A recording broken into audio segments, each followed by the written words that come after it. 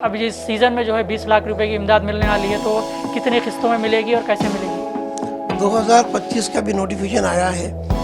मैं तलबा और सरपरस्तों को मशवरा देता हूँ कि वो पहले गाइडलाइन पूरी पढ़ लें, तेलंगाना ई पास के वेबसाइट पर भी जाएं और जो डॉक्यूमेंट है वो भी चेक कर लें। और हार्ड कॉपी और सॉफ्ट कॉपी में डिफरेंस ये है कि आपको पूरी कलर कॉपीज़ की स्पेसिफिक जेपीजी फील जो रहता है उसमें लेके अपलोड करना है, जी हाँ। जो सॉफ्ट कॉपी कहलाती है।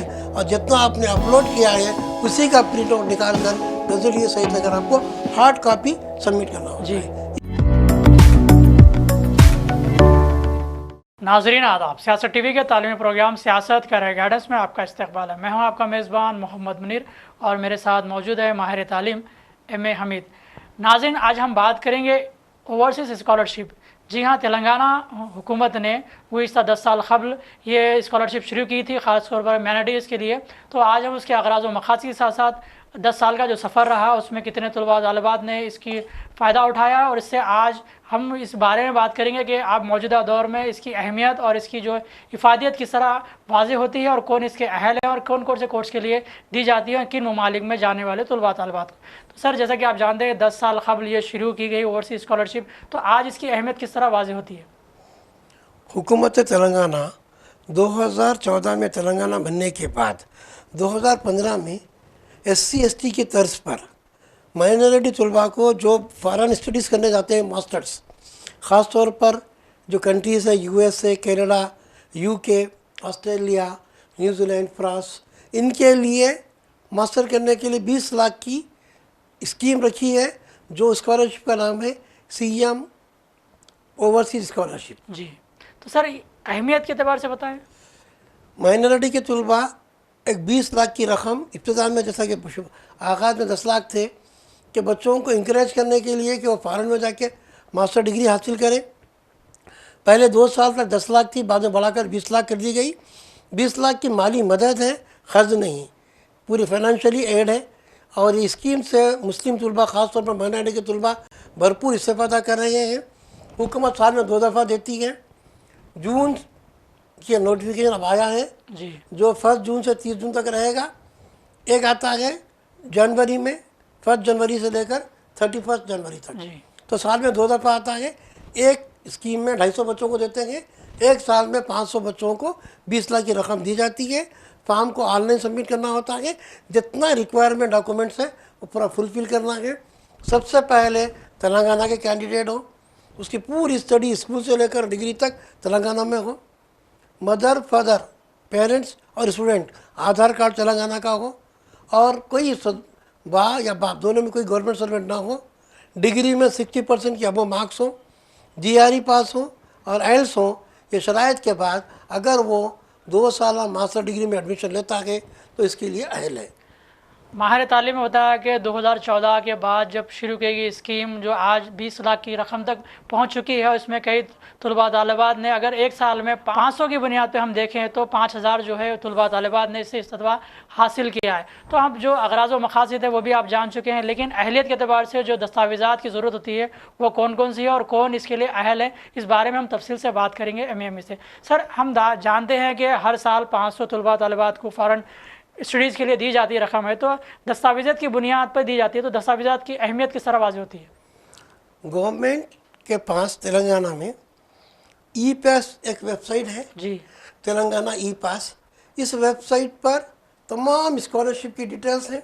जी, तो कैंडिडेट को, जैसा कि हमने बताया कि पहले दस्तावेज़ात यानी जिसमें तालीमी काबिलियत, अहलियत और शराइत पूरे करने के, उसके बाद ही इनको होगी। जी, तो लगभग 32 इसमें कुछ पॉइंट्स है दस्तावेज़ात जो इनको हासिल करने होंगे। जी, इब्तदाई तौर पर अगर हम बात एकेडमिक की करेंगे तो वो स्कूल का बोनाफाइड स्टडी सर्टिफिकेट जी, और 10th का मीमो, इंटरमीडिएट का मेमोरेंडम और मार्क्स, और जूनियर कॉलेज की TCN, जी, ख़ास तौर पर बोनाफाइड TC डिग्री में चला जाती है। फिर डिग्री में चाहे BA करें, BCom करें, BSc करें, जी, जनरल ग्रेजुएशन करें या प्रोफेशनल ग्रेजुएट में जी, B फार्मेसी या फिर B.Tech, वो अहल है। जी, और उनके मार्क्स कम से कम 60% होने चाहिए। जी, फिर इसके अलावा 60% ये मार्क्स देखते हुए GRE मैंडेटरी है स्कॉलरशिप के लिए। कैंडिडेट ये ना देखें कि कंट्री नहीं पूछ रहा या यूनिवर्सिटी नहीं पूछ रही, हम सिर्फ और स्कॉलरशिप पे बता रहे हैं। स्कॉलरशिप में मैंडेटरी है GRE, जी वैसे ही इंग्लिश लैंग्वेज टेस्टिंग में PTE या IELTS भी कंपलसरी है। इसके बाद उनकी अहलियत होती है और वो ये सीज़न में देखेंगे वो कब गएंगे, जब वो अप्लाई करें, ख़ास तौर पर आपके ये जो कोर्स है जी मास्टर 2 ईयर का, उसमें। सर, आपने दौरान गुफ्तगू ये बताया कि GRE बहुत कंपलसरी है यहाँ पर, उसी की बुनियाद पर दिया जाएगा? जी हाँ, बस बच्चे ये समझते हैं कि हमारा एडमिशन हो गया, यूनिवर्सिटी नहीं पूछी, कंट्री नहीं पूछी। यहाँ पर बात स्कॉलरशिप की है और आज का टॉपिक माइनॉरिटी स्कॉलरशिप, जिसको हम CM ओवरसीज स्कॉलरशिप कहते हैं, उसमें बुनियादी तौर पर चीज़ें ज़रूरी है। उसके बाद आपको जितना रिक्वायरमेंट है वो पूरा फुलफ़िल करना होगा। हार्ड कॉपी आपको सबमिट करना है, सबसे पहले सॉफ्ट कॉपी पूरे कलर में आपको स्कैन करके PDF बनाकर अपलोड करना है। अब जो नोटिफिकेशन आया है 1 जून से 30 जून तक आपको ऑनलाइन अप्लाई करना है। ऑनलाइन के बाद मज़ीद 15 दिन 1 महीने का टाइम रहता है, फिर आगे जब आपको अप्लाई करना है। देखा आपने कि जो दस्तावेज़ात की ज़रूरत है उसमें मामूली सा फ़र्क भी आपको जो है 20 लाख से महरूम कर सकता है, क्योंकि बुनियादी जो शराइत है उसको पूरा करना ही कामयाबी की तरफ बढ़ने वाली रकम के तौर पर मिलने वाली है, जो स्कॉलरशिप की बुनियाद पर दी जाएगी। लेकिन छोटी सी गलती जो है आपको 20 लाख का नुकसान भी बना सकती है, कसूरवार भी ठहरा कर सकती है। तो सर, हम ये देखते हैं कि जब कभी हम इस तरह के मौके निकल आते हैं तो हमारे पास दस्तावेज़ात की कमी और इस तरह का नुकसान हो जाता है। बिल्कुल, बहुत अहम बात है आपकी। हम देखते हैं कि बाज़ बच्चे मामूली सी एयर टिकट की वैल्यू नहीं होती, कोई भी नहीं से ले सकता है। एयर टिकट के बाद जर्नी करने के लिए आपको बोर्डिंग पास होता है। जी आप फ्लाइट चेंज करते हैं, एयरलाइंस कौन सी होती है, तो वहाँ पर भी आपको कनेक्टेड एक फ्लाइट हो। सपोज आप ऑस्ट्रेलिया जा रहे जी। हैं, यहाँ से सिंगापुर, तो सिंगापुर से फिर सिडनी का। जी अगर यहाँ से आप लंदन जा रहे हैं तो यहाँ से दुबई से जा रहे हैं एयरलाइन से, तो यहाँ से दुबई, फिर दुबई से लंदन। जी एक एयरलाइन से अगर आप फ्लाइट चेंज भी करते हैं तो आपको 2 बोर्डिंग पास। जी। अगर आप बोर्डिंग पास ना लगाएं तब भी आप अहल नहीं होते। जी। और इसमें जो स्क्रूटनी होती है, एक पेपर भी कम रहने पर आप अहल नहीं होते। देखा आपने कि मामूली फ़र्क भी जो है आपको दायरे से हटा सकता है। इस तरह की स्कॉलरशिप जब मिलने वाली है आपको, अहलियत की बुनियाद पे तो मिल ही जाएंगे, लेकिन छोटी सी गलती भी आपको नुकसान का बायस की तरफ बढ़ा सकती है। तो सर, हम ये देखते नहीं कि अगर अज खुद इसका जायज़ा लें या वक्त से पहले तैयारी करें तो बेहतर नहीं रहेगा?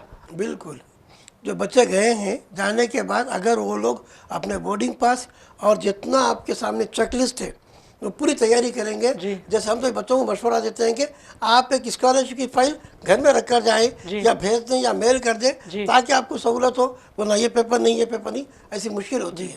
तो लिहाजा ऑल डॉक्यूमेंट जो दस्तावेज़ात है मुकम्मल रखेंगे तो यकीनी तौर पर आपको स्कॉलरशिप आएगी। पहले आपको टिकट के 60,000 मिलेंगे, फिर 10 लाख आएंगे, फिर 10 लाख आएंगे। शर्त है कि आप शराइत पूरे कंप्लीट करें और सेलेक्ट हो जाते हैं तो पैसे मिल जाते हैं।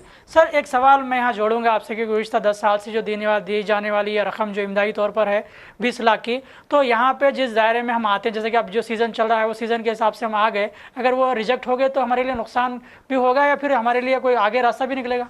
देखिए, यहाँ पर बात रिजेक्ट की नहीं होती, सिर्फ और सिर्फ सिलेक्शन की बात होती है। जी अब लोग ये समझते हैं कि लोग अप्लाई नहीं कर रहे।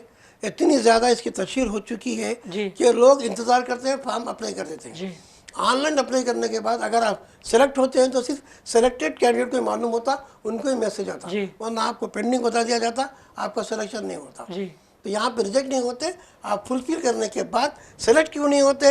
बदफ़ा आपके मार्क्स 69 थे जी। और कट ऑफ 70 गया, जी। यानी 800 ज़्यादा मार्क्स आए। अच्छा तो यहाँ पर आपको आपके डिग्री के मार्क्स भी माने रखते हैं, जी आपके GRE का स्कोर भी माने रखता है, जी। IELTS के बैंड भी माने रखते हैं। ये पूरों के बाद ही आपका सिलेक्शन होता है। सर, अब पेंडिंग की आप बात कर रहे हैं तो हम ये समझते हैं कि जब हमारा सिलेक्शन होने वाला है या हो चुका है या नहीं हो चुका है तो हमें क्या करना चाहिए?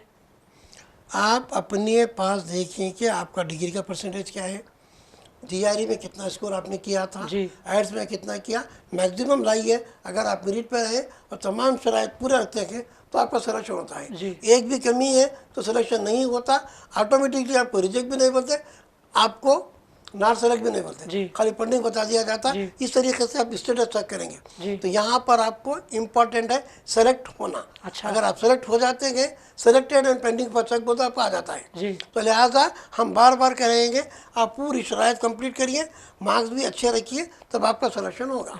तो सर हम ये भी देखते हैं कि अब पेंडिंग पे हमारा जो स्टेटस बता रहा है तो हम डिपेंडिंग भी हो जाते हैं। नहीं होता ना, डेट ख़त्म हो जाती। अच्छा। आप देखिए, एक बार सिलेक्शन हो गया, सिलेक्शन की लिस्ट आ गई, उसके बाद आपका पेंडिंग बता रहा, तो आपका सिलेक्टेड नहीं है। अच्छा। पेंडिंग का मतलब यहाँ पे चूंकि पूरों का एक ही वेबसाइट है, उस पर आपको जब OVS का नंबर मार के आप स्टेटस चेक करते हैं जी। तो आपको बता दिया जाता है। जी। सिलेक्शन के लोगों का सिलेक्टेड हो गए, इलेक्शन होने के बाद पेंडिंग बता रहा, तो समझा कि आपने सेलेक्ट नहीं हुआ। ये जो फ़र्क है उसको भी आप वाज़े तौर पर समझ चुके होंगे। अगर आप अहलियत रखते हैं उसके बावजूद भी आप पेंडिंग बता रहे हैं तो फिर वहाँ पे मामूली सा फ़र्क भी होगा, क्योंकि आपसे ज़्यादा जो अहलियत रखते हैं वो उनके लिए काबिल कबूल होगा। तो सर हम देखते हैं कि गुज़िश्ता कई सालों के दरमियान भी आपके सामने बहुत सारी काउंसलिंग भी आती है, इस तरह के तलबा भी आ गया सवालात करते हैं, तो कौन कौन से कोर्स के लिए अहलियत रखते हैं उस बारे में बताएँ। यहाँ पर एक मालिक भी सिलेक्टेड है, कोर्स भी सिलेक्टेड है। जी। कोर्स में आपको प्रोफेशनल कोर्स या कोई पर्टिकुलर कोर्स नहीं, वो है सिर्फ और सिर्फ master degree post graduation 2 year duration. अगर आपका ड्यूरेशन 21 महीने है, आपका ड्यूरेशन 18 महीने है तो नहीं आएगा, 2 साल भी मैंडेटरी है। अच्छा। आप 24 महीने का कोर्स, जैसा कि US में पढ़ेंगे, F1 आएगा I-20 तो बताता उसमें कोर्स स्टार्टेड, कोर्स इंड, जी। कोर्स शुरू कब हो रहा है, कोर्स खत्म कब हो रहा जी। है। तो उसकी जो मियाद है, ड्यूरेशन है, वो 2 ईयर हो जी। और वो मास्टर हो। जी। अगर कोई फॉर्म डी करके जाता है जी। तो एलिजिबल नहीं रहता, जी। क्योंकि यहाँ पर डिग्री के बाद मास्टर है। जी। बी फार्म करके आप मास्टर कर सकते हैं, जी। आप BE करके मास्टर कर सकते हैं, जी। BSc करके मास्टर कर सकते हैं। जी। तो मास्टर डिग्री 2 ईयर की ये मैंडेटरी है। कोर्स कोई भी करे लेकिन वो 2 ईयर का हो और रेगुलर हो। सर एक सवाल मैं जोड़ूंगा आपसे कि अगर 20 लाख की इमदाद हम हासिल करना चाहते हैं तो अब जो आइंदा जो बच्चे आएंगे जो दाखिला लेंगे फॉरेन यूनिवर्सिटीज़ में, तो उनके लिए कौन से कोर्स और कौन से कोर्स के लिए अहलियत रखते हैं। बताया ना, बार बार आपने कोर्स की बात करी। कोर्स कुछ भी करिए आप, यूनिवर्सिटी नहीं बदलना, कॉलेज नहीं बदलना, आपका जो ऑफर लेटर आता है, कंफर्मेशन ऑफ एडमिशन आता है, जी। वो इनरोलमेंट आता है COE, वो सेम रहना चाहिए। जी। उसके बाद अगर बदलेंगे तभी प्रॉब्लम आता। जी। बाद बच्चे आके एडमिशन लेते, चेंज बदल देते, जी। चेंज नहीं करना चाहिए। यकीनन ये बड़े अहम जवाबात है जो आपके लिए आपकी राह को और आसान बनाएंगे और 20 लाख की मदद के लिए आपको जो है अहल भी करार दिए जा सकते हैं। तो सर हम देखते हैं कि अहलियत की बुनियाद पर अब चेकलिस्ट जो होती है तो उसके बारे में हमें वाकिफ़ कराइए। हाँ, चेकलिस्ट की बात करेंगे। सबसे पहले आप ये देखिए कि आप तेलंगाना के हैं, आपका आधार कार्ड शो करता है, आपके पेरेंट का आधार कार्ड शो करता है। फिर एकेडमिक में आप सर्टिफिकेट देख लेंगे, स्कूल का 10th का मीमो, इंटरमीडिएट का बोनाफाइड और मीमो, डिग्री का बोनाफाइड TC और मीमो। उसके बाद आपका यूनिवर्सिटी में जो एडमिशन लिए हैं वहाँ का ऑफर लेटर, वहाँ की फीस स्ट्रक्चर। फिर आपको इनकम सर्टिफिकेट लगाना होता है तेलंगाना का, अगर माइनॉरिटी का तो माइनॉरिटी का सर्टिफिकेट लगाना होता है। BC अगर है तो BC लगाइए। BC मैंडेटरी नहीं है क्योंकि ये माइनॉरिटी की स्कीम है, बाद लोग कास्ट सर्टिफिकेट पे लगाते हैं। उसके बाद जो शराइत पूरे हैं, passport, visa, validity, offer letter, पूरी चीज़ें, बोर्डिंग पास, 32 की जो चेक लिस्ट है पहले उसको देख लें, वो पूरी चीज़ों को अपलोड करें। तो चीज़ें आप अपलोड करने के बाद आपको नंबर अलॉट होगा OVS का, उसके बाद आपको वही फाइल हार्ड कॉपी की शक्ल में district minority welfare office DMW, Hyderabad के लिए हाउस में है, हर डिस्ट्रिक्ट का डिस्ट्रिक्ट में है DMW, वहाँ सबमिट करना होगा। उसके बाद ही आपका सिलेक्शन होगा। जी। तो सर 1 जून से लेकर 30 जून तक जो तैयारी की जानी चाहिए तो उसमें किस तरह हम अपडेट रहें। सबसे पहले चेकलिस्ट को देख लें, जी। आपके पास जो डॉक्यूमेंट रेडी है वो कर जी। लें। अगर कोई डॉक्यूमेंट नहीं है तो बनवा लें। जी। इनकम सर्टिफिकेट नहीं है बना लें, आधार कार्ड को अपडेट करना है, जी। बोर्डिंग पास मंगवाना है, जी। बच्चे का ID कार्ड मंगवाना है, जी। PAC मंगवाना है। तो जितना रिक्वायरमेंट है कॉलेज का वो पूरा कंप्लीट करेंगे, ज़रूरी है। तो 1 महीने के टाइम में आप ईमेल से मंगवा ले सकते हैं, जी। फ़ोन पर मंगवा ले सकते हैं, PDF का भी मंगवा सकते हैं। तो देखा आपने कि चेकलिस्ट कितनी अहमियत की हामिल है और उसमें जो जो ज़रूरतें हैं जो हुकूमत चाहती है कि वो उसकी बुनियाद पे आपको जो है 20 लाख की इमदाद दी जाए 2 किस्त की बुनियाद पर, तो उसमें वालिदैन की भी जिम्मेदारी होती है कि वो बच्चे से राब्ते में रहें और जो जो दस्तावेज़ात की ज़रूरत है वो फिलफौर उससे मंगाते रहें। तो सर यहाँ पे 2 तरह से सवाल बनता है, ये आज खुद जो स्टूडेंट है जो चाहता है कि 20 लाख की इमदाद उसे मिले, और दूसरा ये वालिदैन चाहते हैं कि उसे 20 लाख की इमदाद मिले। तो दोनों में एक्टिव कौन होना चाहिए। यहाँ पर दोनों के एक्टिव हैं जी। क्योंकि स्टूडेंट जो है बाहर चला गया, हाँ। यहाँ मौजूद नहीं जी। है, यहाँ पेरेंट्स मौजूद है, जी। तो दोनों की जिम्मेदारी बराबर होती है। जी। वो बच्चे से राबते में रख के हाँ। कुछ जो चीज़ ज़रूरत है वो बच्चे से मंगवा ले, जी। क्योंकि यहाँ पर भी हार्ड कॉपी सबमिट करना है तो पेरेंट को ही करना है। जी हाँ। समटाइम पेरेंट्स से इंटरव्यू लेते जी। हैं, दूसरों का नहीं आता, तो पेरेंट चाहिए कि पूरी फाइल करें और स्टूडेंट को चाहिए कि वो वेबसाइट पर देखते हुए पूरी फाइल कंप्लीट करेंगे। 100% ट्रांसपेरेंसी रहेगी और आपका एडमिशन हो जाएगा। ऐसा नहीं लगता आपको कि रास्ता बिल्कुल आसान है, उसे हमें खुद मुश्किल बना रहे हैं? नहीं, बात आसान की मुश्किल की नहीं है, लोग समझते नहीं है। जी। आसानी ये समझते हैं कि हमको नहीं मिलता, हाँ। या गुमराह कोई कर देते हैं, जी। गुमराह हो जाते जी। हैं, या समझते हैं कि हमको पैसे देना जी। है। अगर आपको सीधे जाना है, सीधे पढ़ना है, पूरे रूल्स को बराबर पढ़िए, आपको आ जाएगा। हुकूमत तो चाहती है कि आपको 20 लाख की मदद दी जाए, लेकिन आपका जो रास्ता खुद इख्तियार करते हैं आप, जो आपको कई मराहिल का शिकार बनाता है, तो ऐसे रास्ते से इख्तियार करने के बजाय आप सही रास्ता इख्तियार करें। जो भी आपके पास मौजूद दस्तावेज़ात है, जो ज़रूरतें हैं, उसको पूरा कर दें, फिर वो आसानी से आपको रकम मिल जाती है। तो सर यहाँ पर मैं चाहूँगा कि आप जो है शऊर कम होने की वजह से या काउंसलिंग ना होने की वजह से ये रास्ता इख्तियार करते हैं? नहीं, वैसा नहीं है। बात बच्चे क्रिमिनल माइंड होते हैं, बात बच्चे क्रिएटिव माइंड होते हैं। अच्छा। अब कॉलेज में गया, हमारे उनको सीट मिल गई थी, उनको 20 लाख आ गए, अरे मेरे मार्क्स कम है। अच्छा। तो गुमराही नहीं होती उनकी, बस अपने आप को समझते। सो इस गवर्नमेंट 2-3 साल बहुत ज़्यादा स्टिक कर दी है। जी। तो यकीनन इन रास्तों से ना आगे बढ़ें, बल्कि सही रास्ता जो है वो इख्तियार करें, और इस तरह के जो मामला आते हैं तो पहले मशवरा हासिल करें, मशवरे की बुनियाद पर अमल करें, तो आपके लिए रास्ते भी आसान होंगे, मंजिल तक आप पहुंच भी पाएंगे। तो सर प्रोग्राम के आखिर में मैं चाहूँगा कि आपके मशवरे क्या है इनके लिए, जो अभी इस सीज़न में जो है 20 लाख रुपये की इमदाद मिलने वाली है, तो कितनी किस्तों में मिलेगी और कैसे मिलेगी? 2025 का भी नोटिफिकेशन आया है। मैं तलबा और सरपरस्तों को मशवरा देता हूँ कि वो पहले गाइडलाइन पूरी पढ़ लें, तेलंगाना ई पास के वेबसाइट पर भी जाएं और जो डॉक्यूमेंट है वो भी चेक कर लें।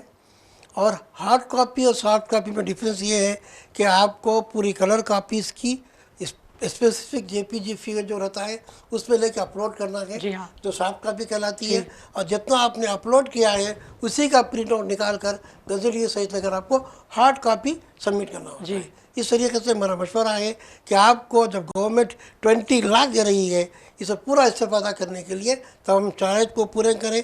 जो दस्तावेज कम है, कोई डॉक्यूमेंट कम है, वो तैयार कर लें। 1 महीने का टाइम है, 1 महीने पूरा हो जाएगा। जैसा कि पूछते हैं कि स्टूडेंट का आईडी कार्ड फौरी मंगवा ले, कहते हैं कि स्टूडेंट बाहर पढ़ा है, यूनिवर्सिटी के पास का स्टैंडर्ड फोटो भेज दे, तो जो रिक्वायरमेंट होता है कंप्लीट कर लेंगे, तो यकीनी तौर पर आपको 60,000 मिलेंगे। फिर 10 लाख की रकम आएगी, फिर मज़ीद 10 लाख आएंगी, 20 लाख 60,000 की रकम आ जाएगी, जो नाक़ाबिल वापसी है, ये ग्रैंड इन एड है, ये फाइनेंशियली मदद है, ना कि क़र्ज़। बड़ा अच्छा मौका है। 20 लाख 60,000 रुपये कोई मामूली रकम नहीं होती। अगर आपके बच्चा वहाँ पढ़ रहा है तो उसकी अहलियत भी है, तो वो आपको मिल जाएगी, और उससे कई रास्ते निकलते हैं, बहुत सारी सहूलतें बनती हैं। और जब आप जो है इससे फ़ायदा उठाएंगे तो फिर आप दूसरों को भी बता सकते हैं कि ये रकम किस बुनियाद पे दी गई और किस तरीके से दी गई और किस कोर्स की बुनियाद पे दी गई और कौन सी कंट्री के लिए आप जो एलिजिबल थे एडमिशन के लिए, तो वहाँ पर मिली।